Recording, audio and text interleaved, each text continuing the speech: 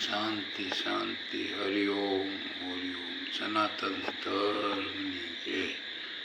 આજે આપણે ચિત્ત પ્રજ્ઞાના લક્ષણો કેવા હોય તો એ વિશે ચર્ચા કરશું. મન બુદ્ધિની સઘળી કામના વાસના ત્યાગી આત્માથી આત્મામાં સંતુષ્ટ રહે તે ચિત્ત પ્રજ્ઞ.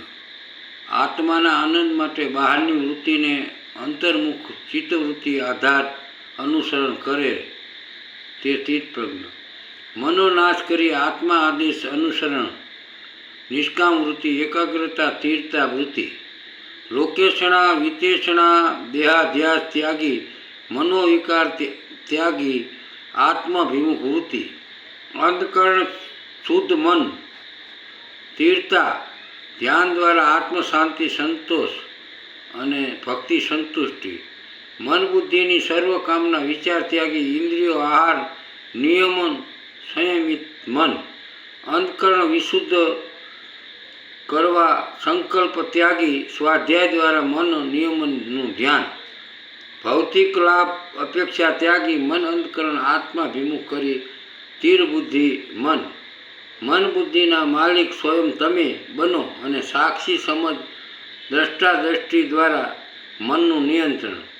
મનની વાસના સ્પૃહા તૃષ્ણા ઈચ્છા અપેક્ષા વિકારો અજ્ઞાનતાનો ત્યાગ.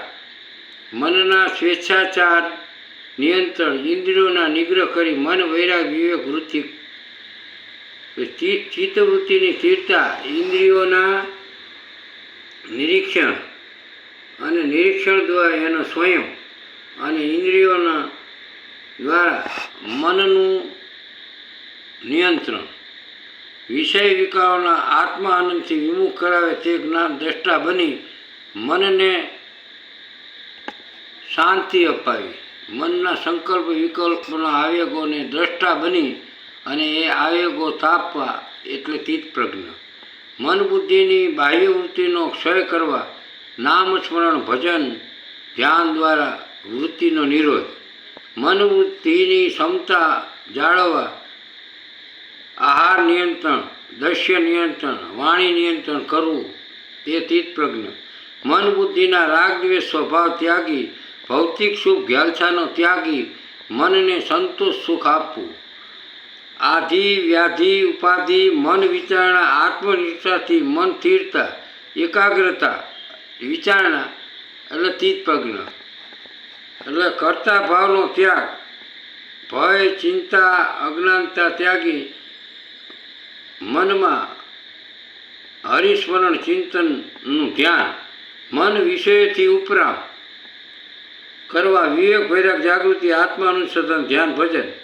જગત નિંદા સ્તુતિ પ્રશંસા સમાનતા ઉદાસીનતા સર્વમાં હિતાવ સહિષ્ણુતા વિચાર.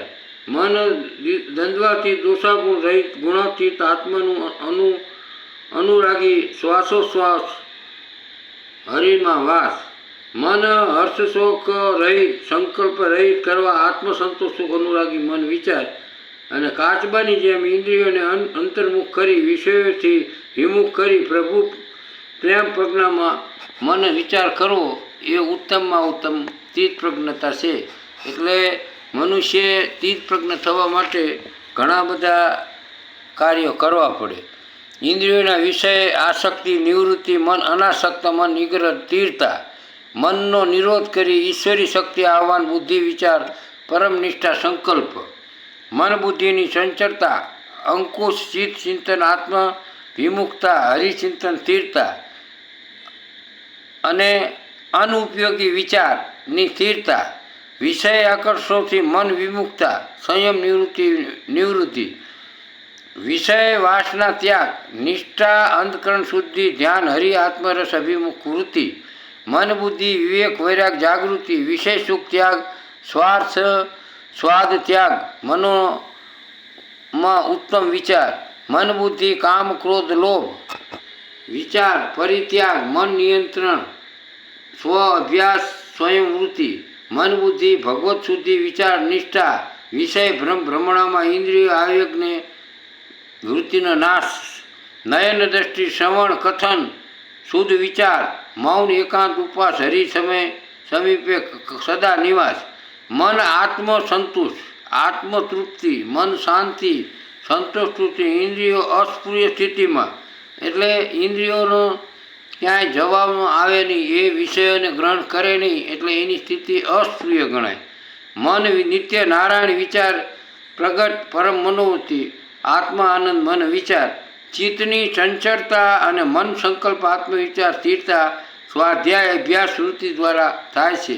ગીતાજીમાં ભગવાને કીધું છે કે મનને વશ કરવું એ વાયુને વશ કરવા બરાબર છે, પણ છતાં અભ્યાસ સ્વાધ્યાયથી મન વશ થાય છે, અને મન વશ થતાં બુદ્ધિવશ થાય, બુદ્ધિવશ થતાં પોતાના જીવનમાં પરિવર્તન આવે છે, પરિવર્તન આવે છે એટલે જીવનનો વિકાસ શરૂ થાય છે, અને આત્મા અનુભૂતિ તરફનો માર્ગ મળી જાય છે, અને સારા સદગુરુનું વચનમાં શ્રદ્ધા વિશ્વાસ થાય છે, એટલે આત્માની ઓળખ થઈ જાય છે.